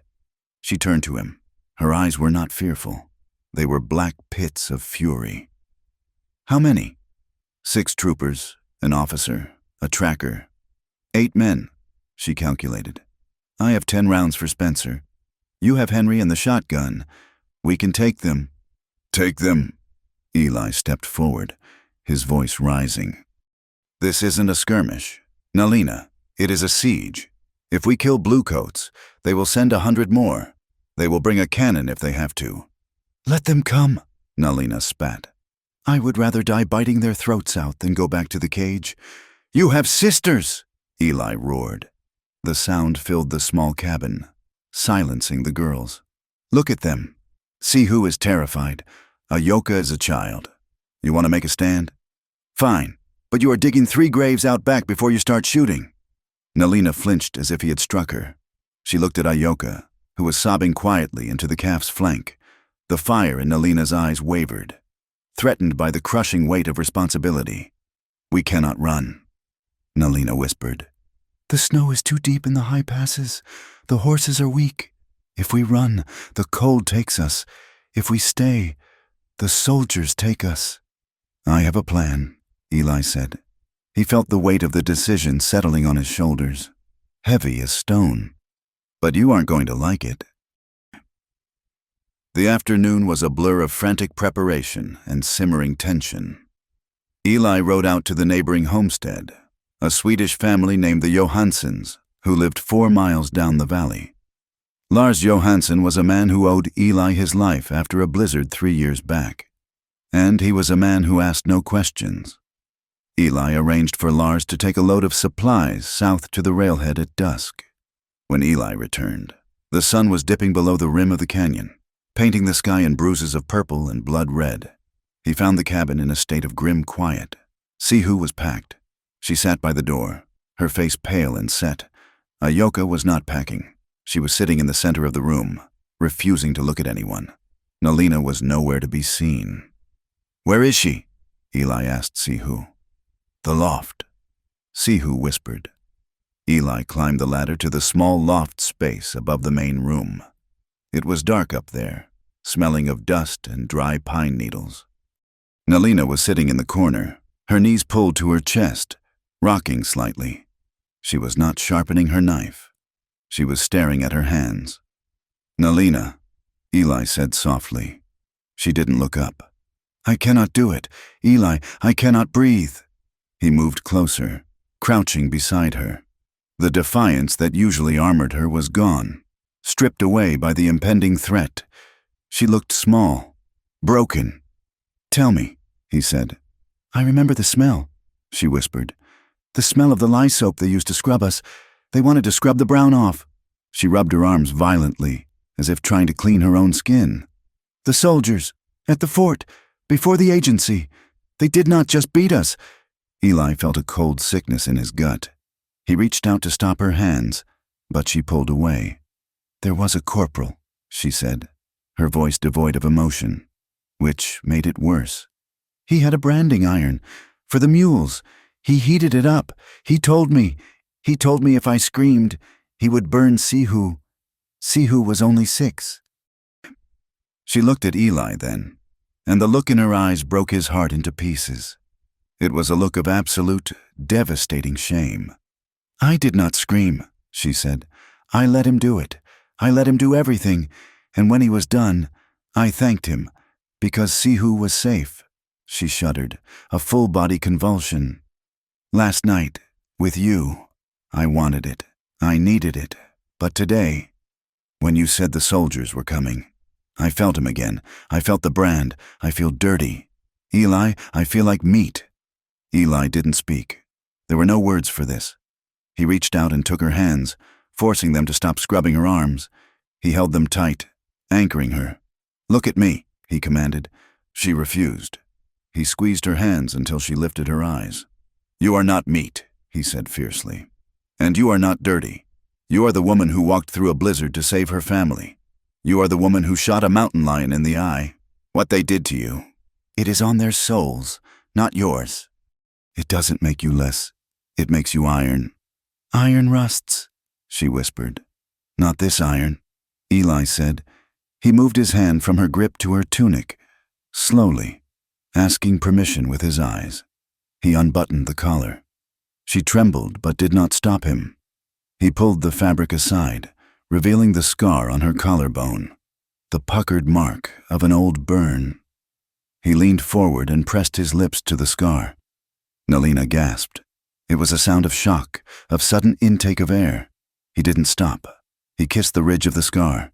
He kissed the bruise on her neck. He kissed the rough skin of her shoulder. He was not talking. He was not desperate like the night before. He was worshipping. He was telling her, without words, that every mark on her body was a testament to her survival, not her shame. "Eli," she breathed, her hands coming up to cup his face. He looked at her. "You are clean, Nalina. You are mine, and you are clean." She broke then, not into tears, but into him. She collapsed against his chest, and he held her. The love scene that followed was quiet. It was the slow, agonizingly tender joining of two people who were trying to heal each other before the end of the world. There was no rush. He touched her as if she were made of glass, and she touched him as if he were the only solid thing in the universe. When they lay together afterwards, the loft was dark around them. The silence was heavy with things that did not need to be said. "The wagon comes at dark," Eli said into her hair. "I know," she replied. The parting was brutal. Lars Johansson's wagon creaked into the yard just as the moon was rising. It was a hay wagon, with a false bottom built for smuggling whiskey, but tonight it would smuggle children. Sihu was stoic. She climbed into the hidden compartment, pulling her knees to her chest. She understood survival. She knew that splitting up was the only way any of them lived. Ayoka was a different matter. She clung to the doorframe of the cabin. She screamed for Yazi. She kicked Eli when he tried to pick her up. "No, no, I won't go." "You have to, little one," Eli said, his voice cracking. "You have to go so you can grow up." "I don't want to grow up," she sobbed. "I want to stay with Nalina." Nalina knelt in the mud. She grabbed Ayoka's shoulders. She was not crying. She was the war chief now. "Listen to me," Nalina said, shaking the girl. "You take this." She pressed her bone-handled knife into Ayoka's hand. "You protect Sihu. You are the strong one now. Do you hear me? You are the warrior." Ayoka hiccuped, looking at the knife. "But who will protect you?" Nalina smiled, a heartbreaking, beautiful expression. "I have a cowboy." It was a lie, or maybe a half-truth, but it was enough. Ayoka allowed herself to be led to the wagon. She climbed beside Sihu. Lars threw a heavy tarp over the compartment and piled hay on top. "I will take them to the mission in Santa Fe," Lars told Eli in a low voice. "The nuns there, they ask no questions." "Thank you, Lars," Eli said. He pressed a small leather pouch into the Swede's hand. It contained every dollar Eli had saved in 5 years. "For their keep," Lars nodded. He flicked the reins. The wagon lurched forward, the wheels groaning in the mud. Eli and Nalina stood side by side in the yard, watching the wagon disappear into the shadows of the pines. They stood there long after the sound of the wheels had faded, leaving only the wind and the distant hoot of an owl. Finally, Eli turned to her. "You should have gone with them," he said. Nalina looked at the empty road. "There was not enough room in the hide, and see who? She needs to lead. She cannot lead if I am there." "That is an excuse," Eli said. "Yes," she admitted. She looked up at him. The moonlight turned her face to silver. "I should have gone. A mother would have gone. A sister would have gone. Why didn't you?" "Because I am not just a sister anymore," she said. She stepped closer to him, ignoring the mud that soaked the hem of her tunic. "I am a woman who found a man who hates the world as much as she does." "They will be here at dawn," Eli said. "Holloway, the tracker. It won't be a fight. Nalina, it will be an execution." "Then we make it expensive," she said. She walked back toward the cabin. Eli watched her go. He felt a strange lightness in his chest. The burden of the secret was gone. The fear of the future was gone, because the future was only 12 hours long. He followed her inside. The cabin felt vast and empty without the girls. The silence was loud. Nalina was at the table, loading the Spencer carbine. She pressed each cartridge into the tube magazine with a deliberate, metallic click. Eli went to the mantel and took down Henry. He checked the action. He laid the shotgun on the table beside the revolvers. "We barricade the windows," Eli said, slipping into soldier mode. "We wet the blankets and hang them over the door to stop fire arrows. We take the high ground in the loft. Nalina nodded. I will take the north window. You take the front. They worked in silence, moving in perfect synchronization. They dragged the heavy oak table in front of the door. They nailed planks across the lower shutters. They filled buckets with water. It was the domesticity of war. When the work was done, they sat on the floor of the loft, their backs against the rough logs, surrounded by weapons. Nalina reached out and took Eli's hand. Her palm was warm. You think I'll let them take you? Eli asked into the dark. You think I'll let them put you in a cage? Nalina squeezed his hand. She rested her head on his shoulder. You already let me in, she whispered. I'm yours, Eli Carter, in this life and the next. Eli turned his head and kissed her hair. He felt the beat of her heart against his arm, steady and strong. He felt the weight of the rifle across his lap. For the first time in 10 years, the ghosts of Bosque Redondo were silent. He wasn't the man who watched anymore. He was the man who stood between the wolves and the fire. Then let's give them hell, he whispered. The dawn did not break. It bled into the sky. The light that crept over the eastern ridge was the color of a bruise, purple and gray, illuminating the valley floor where the snow had turned to a churning sea of mud and slush. Eli Carter sat in the loft, the stock of his Henry rifle resting against his cheek. His legs were cramped, folded beneath him on the rough planks, but he did not move. Beside him, Nalina was a statue carved from obsidian and tension. Her Spencer carbine was trained on the tree line, the barrel resting on the sill of the upper window. They are here, she whispered. She did not point. She didn't need to. A flock of crows had lifted from the pines a quarter-mile down the road, circling in agitated patterns. The silence that followed was heavy, filled with the ghost of sound. Then came the jingle of a bit chain, the snap of a dry branch. Lieutenant Holloway rode out of the timber first. He sat tall in the saddle, wearing a heavy blue greatcoat with brass buttons that caught the dull light. He looked like a man who slept soundly, convinced of his own righteousness. Behind him, 6 troopers fanned out, their carbines unholstered. Flanking them was the tracker Silas had warned of, a man in greasy buckskins with a face like a hatchet, riding a roan mare. And behind them, the bounty hunters. 3 of them. The men from 2 days ago, looking vindicated and hungry. Carter! Holloway's voice boomed across the clearing. It was a command voice, practiced on parade grounds.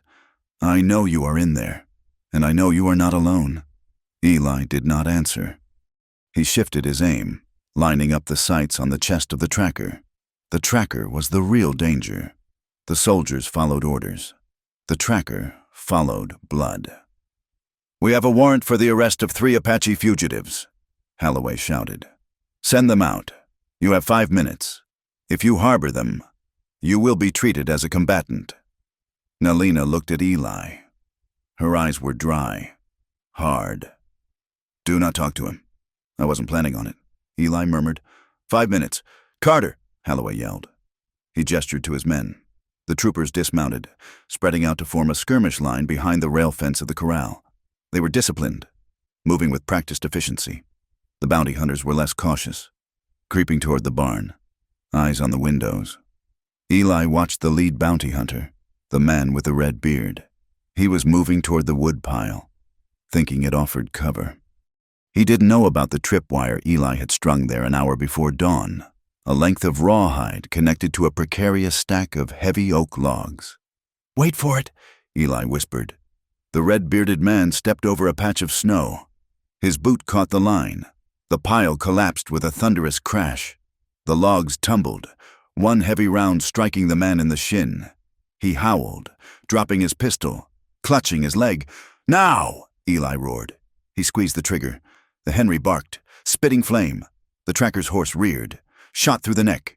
Eli had aimed for the man, but the animal had shifted. The tracker was thrown into the mud. Beside him, Nalina opened fire. Crack, crack, crack. The Spencer cycled rapidly. A trooper near the fence spun around, clutching his shoulder, and fell into the slush. The valley exploded into noise. The soldiers returned fire, a ragged volley that shredded the wood of the upper window frame. Splinters sprayed inward like shrapnel. Eli ducked, shielding his eyes, then popped back up to fire again. "They are flanking left," Nalina shouted, pointing toward the creek side of the cabin. 2 soldiers were making a run for the blind side of the house, using the uneven ground for cover. "I have them," Eli said. He scrambled across the loft floor to the rear loophole he had cut between the logs. He waited, breathing steady, forcing his heart to slow down. The first soldier appeared, running low. Eli led him, firing. The bullet kicked up dirt at the man's heels. The soldier dove behind a rock. The second man hesitated. That was his mistake. Eli worked the lever and fired again. The second soldier crumpled, hit in the thigh. "Cover the door," Eli yelled to Nalina. Below them, the heavy thud of bullets hitting the front door sounded like hail. The bounty hunters were pouring fire into the main room, trying to suppress them while the soldiers advanced. Nalina was furious. She moved between the windows with a fluidity that was terrifying to watch. She did not waste ammunition. She waited for a target, held her breath, and fired. "One down by the trough," she called out. "One by the fence." She had hit the tracker. The hatchet-faced man was crawling through the mud, dragging a shattered leg. Nalina chambered another round and finished him. It was cold. It was necessary, but there were too many of them. "Fire!" Holloway's voice cut through the din. "Burn them out!" A torch arced through the air, trailing smoke. It landed on the porch roof. The shingles were damp from the thaw, but the pitch beneath them was old and dry. Another torch followed, smashing against the front logs. "They are burning the front!" Eli shouted. Smoke began to curl up through the floorboards of the loft, acrid and black. The heat rose instantly. "We have to move!" Nalina coughed, firing blindly into the smoke. "The back door!" "Not yet," Eli said. "They will be waiting for us to run." A heavy impact shook the cabin. Someone was ramming the front door. The table Eli had jammed against it groaned, sliding inches across the floor. "They are breaching!" Nalina screamed. She dropped down the ladder into the main room, landing in a crouch. Eli followed, his boots hitting the floorboards just as the front door splintered. The oak planks gave way, and the table tipped over. A soldier burst through the opening, bayonet fixed. He was young, terrified, his face smeared with soot. He saw Nalina first. He lunged, the long blade aiming for her chest. Nalina twisted, the bayonet catching in her buckskin tunic but missing flesh. She swung the butt of her carbine, smashing it into his jaw. But he was heavy and desperate. He slammed her back against the stone hearth. The impact knocked the breath out of her. She slid down, gasping, her weapon clattering away. The soldier raised his rifle to club her. Eli did not think. He did not aim. He simply reacted. He leveled the Henry from the hip and pulled the trigger. The bullet hit the boy in the center of his chest. The impact lifted him off his feet and threw him backward onto the rug. He landed with a wet thud, his eyes wide, staring at the ceiling. He gurgled once, blood bubbling from his lips, and then he was gone. Silence rushed into the room, deafening after the noise of the battle. The fire on the porch crackled, eating the wood. Eli stood frozen. The rifle smoked in his hands. He stared at the body, the blue coat, the brass buttons, the face of a boy who looked no older than 18. It rushed back, all of it.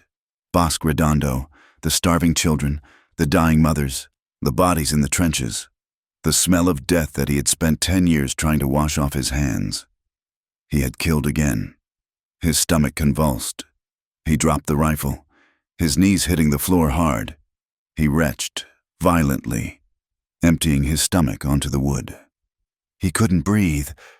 The room was spinning. The ghosts were screaming in his ears. "Eli!" Hands grabbed him. Strong, rough hands. Nalina was there. She did not look at the dead soldier. She grabbed Eli's face, forcing him to look at her. "Breathe!" she commanded.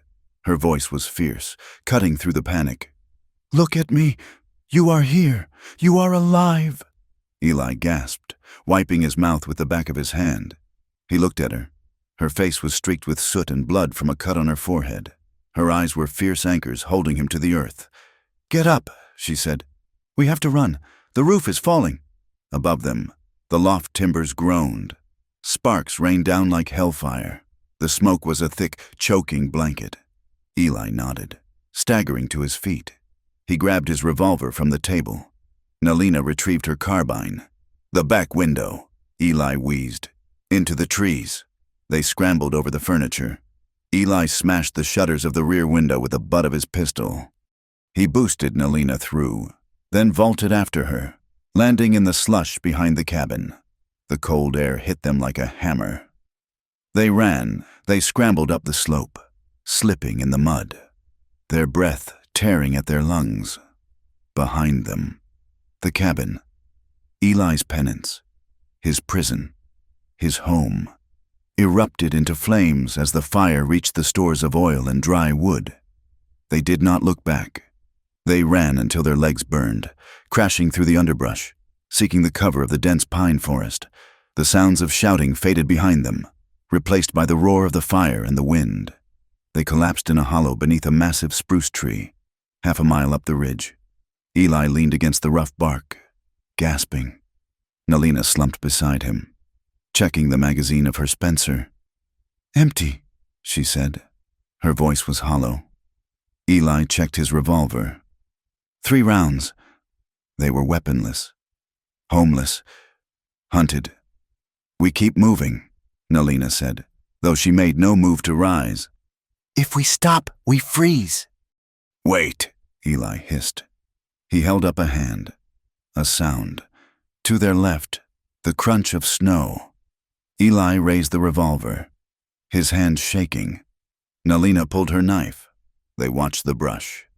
A figure emerged from the shadows of the trees, small, wrapped in an oversized wool blanket. Eli lowered the gun, his jaw dropping. "Ayoka." The girl stood there, shivering, clutching a canvas sack to her chest. She looked at them with wide, terrified eyes, then ran forward. Nalina intercepted her, falling to her knees to embrace her sister. She patted the girl down frantically, checking for wounds. You were on the wagon. You left. I jumped." Ayoka sobbed into Nalina's shoulder. "When the wagon turned at the big rock, I jumped. I hid in the root cellar of the barn until the shooting started. Then I ran to the woods." "You foolish girl!" Nalina cried, rocking her. "You foolish, brave girl!" "Why?" Eli asked, staring at the child. "Why did you stay?" Ayoka pulled back, wiping her nose. She looked at Eli, then at Nalina. "Because you are my family. See who wanted to leave. I wanted to be with you." She pointed up the slope, toward the jagged limestone cliffs that crowned the ridge. "I found a place, before the snow came, when I was looking for berries. A cave. It is deep. The wind does not go there." Eli looked at the cliffs. It was treacherous terrain, but it was defensible, and it was a shelter. "Lead the way, little one," Eli said. The climb was brutal. The sun was high now, but it offered no warmth. They scrambled over scree and ice, slipping, falling, dragging each other up. Ayoka moved like a mountain goat, finding handholds where there seemed to be none. The cave was a fissure in the rock face, hidden behind a curtain of scrub oak.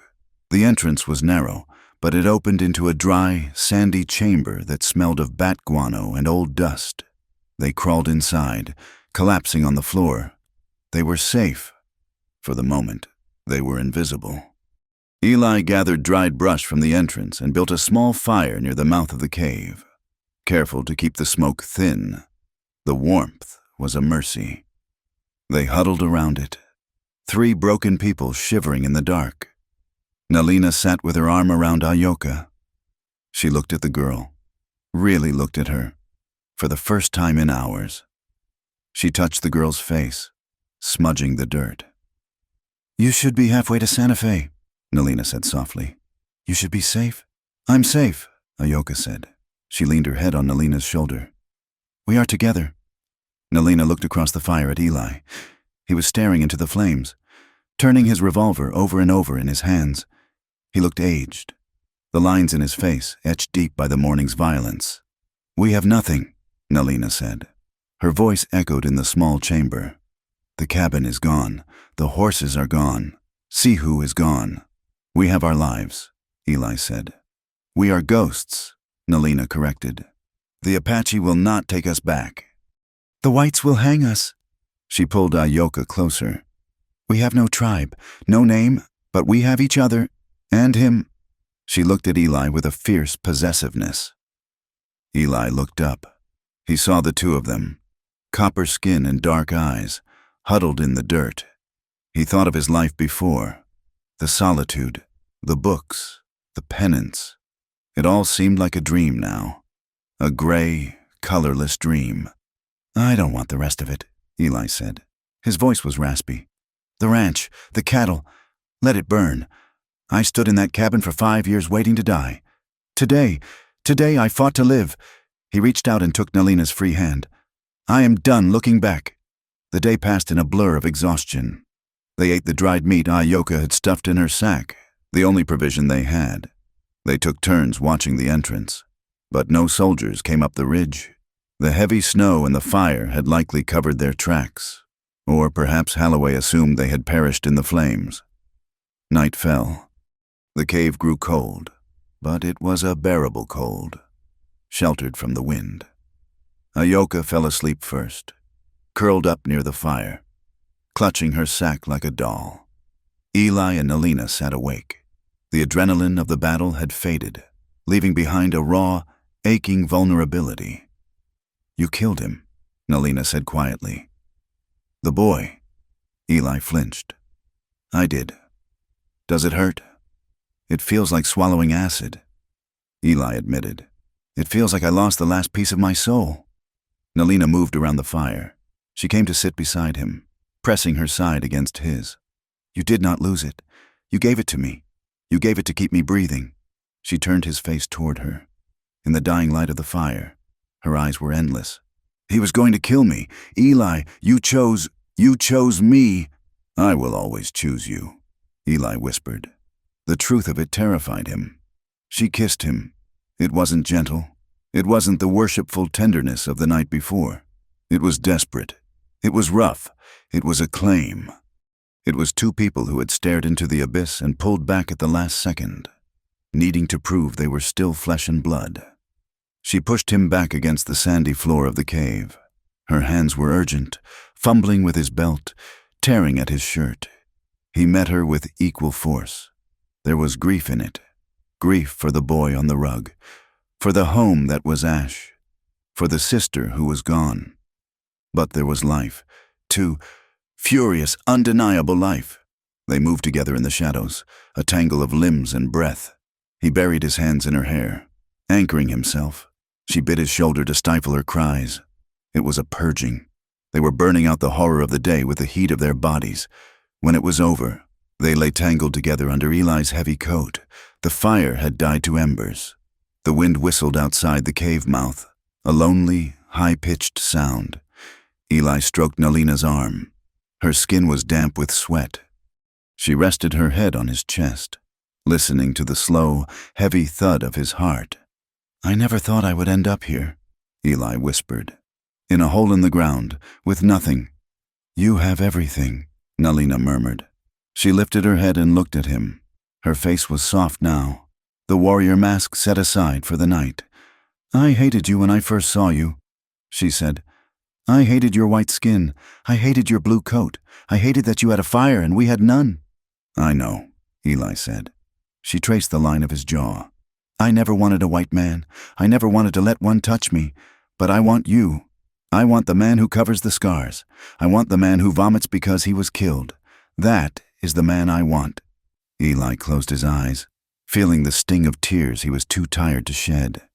You have me, Nalina, for as long as we last. Then we last a long time, she said fiercely. We go west, to the place where the sun sets. We find a place where no one knows our names. Arizona, Eli suggested. I heard the land is red there, and wild. Red is good, Nalina said. She settled back down on his chest. Red is the color of life. They lay in silence, listening to the sleeping breath of the child and the wind outside. They were fugitives. They were destitute. But as Eli held the Apache woman in the dark, he felt a strange, alien sensation blooming in his chest. It wasn't guilt. It wasn't a shame. It was hope. The sun dragged itself over the eastern peaks, pale and indifferent, illuminating a scene that looked less like a battlefield and more like a graveyard where the earth itself had been wounded. The smoke from the cabin had thinned to a wispy gray ribbon, drifting lazily into the cold morning air. Eli Carter and Nalina, with Ayoka clinging to the back of Eli's heavy coat, picked their way down the treacherous slope from the cave. The silence of the valley was absolute. There were no birds singing. Even the wind held its breath. They reached the edge of the clearing and stopped. The homestead was gone. The cabin, which had stood against the winters for 10 years, was a smoldering heap of blackened logs and collapsed stone. The chimney stood alone, a jagged finger pointing at the sky, marking the grave of Eli's former life. But it was the bodies that drew the eye. They lay where they had fallen, dusted with a fine layer of frost. The tracker lay near the fence, his hatchet face frozen in a rictus of surprise. The bounty hunter with the red beard was curled by the woodpile, and near the ruins of the porch lay the boy in the blue coat. Eli walked toward him. The snow crunched loudly under his boots. He stopped and looked down at the young soldier. The frost had settled on the boy's eyelashes, making him look like a sleeping doll. Nalina came to stand beside him. She did not look away. She looked at the bodies with the pragmatic detachment of someone who had seen entire worlds end before. "They will not chase us," she said quietly. "Not today." "No," Eli rasped. "No one is going back to the fort to report this. The snow will cover them by noon. By spring, the wolves and the coyotes will have done the rest." He looked at the ruins of his home, his books, his few heirlooms, the uniform he had kept in the trunk, all ash. He felt a strange lightness, as if the fire had burned away the chains that had tethered him to his guild. "Check the horses," Eli said. "If Holloway's mounts are still tied in the trees, we take them. We need rifles. We need blankets." They scavenged like ghosts. They found 3 army horses tethered deep in the spruce line, shivering but alive. They took saddlebags, heavy wool coats from the dead men, and carbines. It was grim work, stripping the dead to feed the living, but they did it with efficient hands. "We go west," Nalina said, swinging into the saddle of a roan gelding. She pulled Ayoka up behind her. "Toward the setting sun. Toward the Red Land." "We have to stop first," Eli said, mounting the lieutenant's bay. He checked the load in his revolver. "We have to find Sihu." Nalina looked at him, pain flashing in her eyes. "She is halfway to Santa Fe by now. Eli, she chose safety." "Did she?" Eli nodded toward the muddy track that led south, the route the wagon had taken. "Look." Nalina followed his gaze. There, a mile down the valley, a small figure sat on a boulder beside the road. It was wrapped in a gray blanket, motionless as stone. Nalina let out a cry, kicking her horse into a gallop. They found Sihu sitting by the trail, her knees pulled to her chest. She looked up as they approached. Her face was tear-streaked, her eyes swollen, but her jaw was set with a stubbornness that mirrored her sister's. "You stopped," Nalina said, sliding from the horse and running to her. "I got off," Sihu said, her voice thick. "Lars tried to make me stay. I told him if he did not let me off, I would burn his wagon." She stood up, clutching her blanket. "I walked back. I heard the shooting. I thought I would find you dead." "We are hard to kill," Eli said, looking down from his horse. "Get on, girl. We are burning daylight." Sihu looked at Eli. For the first time, there was no suspicion in her gaze. There was only relief. She took his hand and swung up behind him.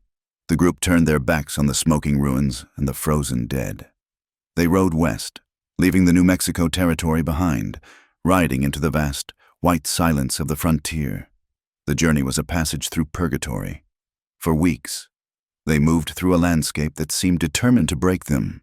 They rode through high mountain passes where the air was so thin it made their lungs ache, and down into scrublands where the wind stripped the moisture from their skin. but they did not break. They hardened. At night, they camped under a sky so vast and star-studded it made them feel like dust motes suspended in glass. They built small fires in hollows and dry riverbeds. It was in these quiet hours, with the fire crackling and the horses grazing nearby, that the change happened. The silence that had defined Eli's life began to fill with words. Nalina told stories. She did not tell them as entertainment. She told them as a map.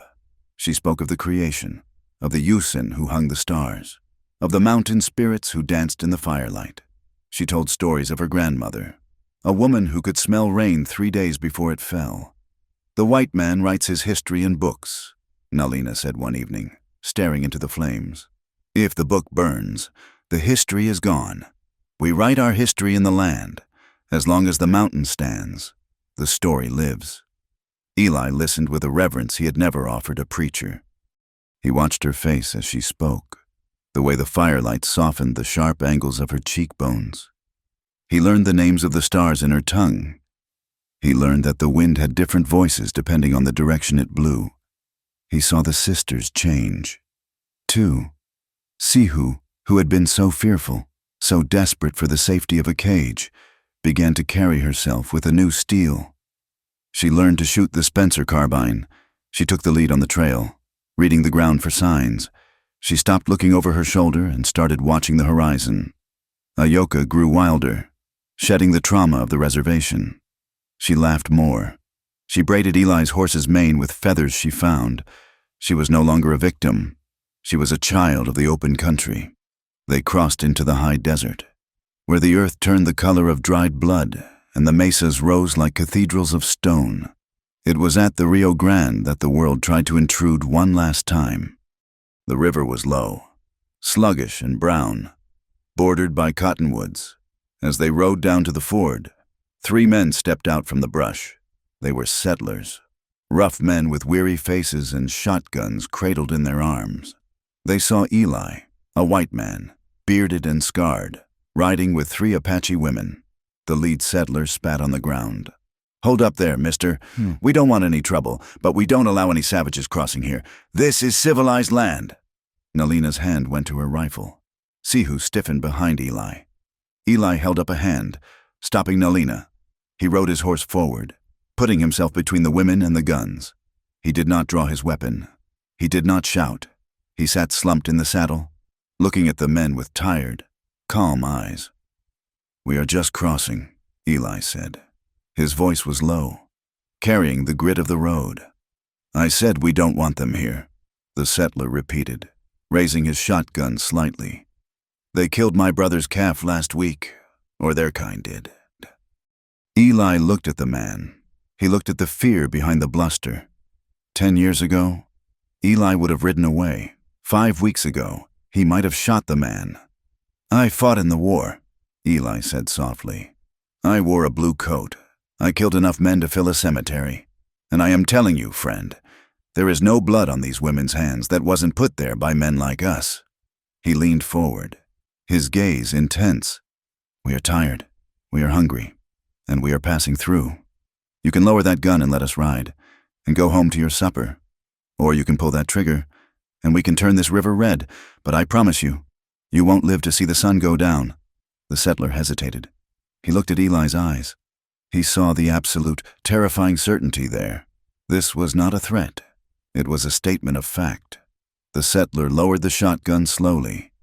He stepped back, spitting again to hide his fear. "Go on then," he muttered. "But don't you stop on this side." "We have no intention of stopping," Eli said. He tipped the brim of his hat. He signaled the women. They rode past the men, heads high, splashing through the shallow water to the far bank. They did not look back. They found the canyon a week later, deep in the red rock country of Arizona. It was Sihu who spotted the entrance, a narrow slit in a sheer cliff wall that looked like a shadow until you were right on top of it. They squeezed the horses through the gap, riding single file into the stone throat of the earth. The canyon opened up like a hidden jewel. It was a box canyon, protected on 3 sides by towering red walls that blocked the wind. A spring bubbled up from the rock, feeding a ribbon of green grass and cottonwoods. It was silent, secret, and fertile. "Here," Ayoka whispered, her voice echoing off the stone. "We stay here." Nalina slid off her horse. She walked to the center of the clearing and knelt, pressing her palms into the red earth. She looked up at the walls that soared 500 feet toward the blue sky. It was a fortress made by God. "No one will find us here," Sihu said, turning a slow circle. "We can plant corn near the water. We can build a hogan against the wall. We can build a home," Eli corrected. They made camp that night with a sense of finality. There was no urgency to pack in the morning. They were not running anymore. Late that night, after the girls had fallen asleep wrapped in their blankets near the fire, Eli and Nalina walked to the edge of the spring. The moon was a sliver of bone in the sky, casting long shadows across the canyon floor. Eli took his coat off and laid it over a rock. He wore only his undershirt, his arms bare to the cool air. He looked at Nalina. She was wearing the buckskin tunic, worn soft and thin by the journey, but she looked regal. The hunted look was gone from her eyes. "We can build a cabin here," Eli said. "Not like the old one, bigger, with windows that face the sunrise." "A hogan is warmer," Nalina countered, a small smile playing on her lips. "Then we build a hogan." Eli agreed. "Whatever you want." He reached out and took her hand. His thumb traced the calluses on her palm. "Nalina," he said. The name felt natural in his mouth now, like a prayer he had always known. "Eli, I want you to know something," he said. He looked at the water, then back at her. "I am not staying here because I am hiding. I am not staying because I have nowhere else to go. I could ride to California. I could disappear into the mines." He stepped closer, invading her space, needing her heat. "I am staying because of you. Not for protection, not for safety. I am staying because I love you. I love the way you fight. I love the way you sharpen your knife. I love the scars on your back because they mean you survived to get to me." Nalina stared at him. Her eyes shimmered with tears. She reached up and touched his face, her fingers grazing the beard. The scar, the weathered skin. "I never thought I would hear a white man say those words and believe him," she whispered. "Believe it," Eli said. She moved into him, wrapping her arms around his waist, resting her cheek against his chest. "Just one night," she murmured, her voice thick with emotion. "That was all I asked for. Just one night out of the snow." "I remember," Eli said. "Just one night, turned into forever." She said, she looked up at him, fierce and tender. "And I don't want to leave. I will never leave." Eli kissed her then. It was a kiss of arrival. It tasted of the red dust of Arizona and the sweet water of the spring. It was the seal on a covenant made not by law, but by blood and survival. Epilogue. 6 months later, the sun was a hammer on the red earth, but the air in the canyon was sweet with the scent of blooming sage. Eli stood by the newly built corral, shirtless, the sweat glistening on his back. His body was a road map of his life, the bullet wound from the war, the burn scar from the cabin fire, the muscles built by years of labor. He was holding a hammer, driving a nail into a cedar post. "Like this," he said, handing the hammer to the girl beside him. "You have to hit it square, Ayoka. If you hit it crooked, the nail bends." Ayoka, taller now and brown as a nut, took the hammer. She stuck her tongue out in concentration and swung. Thwack! The nail went in true. "Good," Eli said, grinning.